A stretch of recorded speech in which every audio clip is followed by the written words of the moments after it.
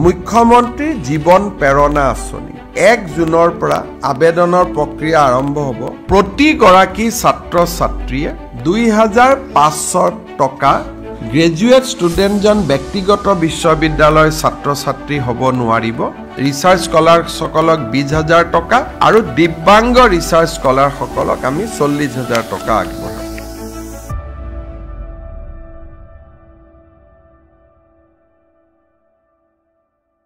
আজি আমি এটা ডাঙৰ স্কিম এটা এনাউন্স কৰিছো, মুখ্যমন্ত্ৰী জীৱন প্ৰেৰণা আঁচনি। এই আঁচনিৰ অধীনত 1 জুনৰ পৰা আবেদনৰ প্ৰক্ৰিয়া আৰম্ভ হ'ব।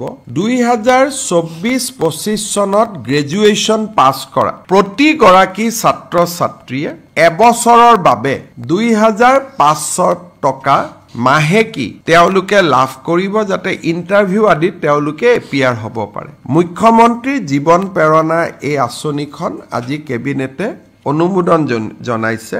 1 তাৰিখৰ পৰা এই আঁচনিখনৰ আবেদনৰ প্ৰক্ৰিয়া আৰম্ভ হ'ব 1 জুনৰ পৰা। আৰু এই আঁচনিখনৰ সুবিধা ল'বৰ কাৰণে গ্ৰেজুৱেট ষ্টুডেণ্টজন ব্যক্তিগত বিশ্ববিদ্যালয়ৰ ছাত্ৰ ছাত্ৰী হ'ব নোৱাৰিব, অকল চৰকাৰী বা ৰাজহুৱা বিশ্ববিদ্যালয়ৰে ছাত্ৰ ছাত্ৰী হ'ব লাগিব।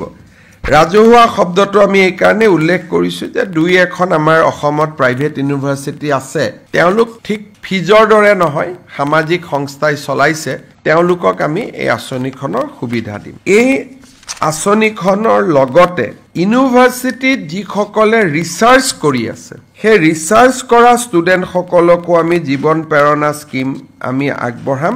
তেওঁলোককো আমি এই আঁচনিখনৰ জৰিয়তে এটা এককালীন সাহায্য আমি আগবঢ়াম আৰু দিব্যাংগ ৰিচাৰ্চ কৰা সকলক আমি নৰ্মেল ৰিচাৰ্চ স্কলাৰতকৈ আমি দুগুণ আগবঢ়াম। ৰিচাৰ্চ স্কলাৰসকলক 20,000 টকা আৰু দিব্যাংগ ৰিচাৰ্চ স্কলাৰসকলক আমি 40,000 টকা আগবঢ়াম।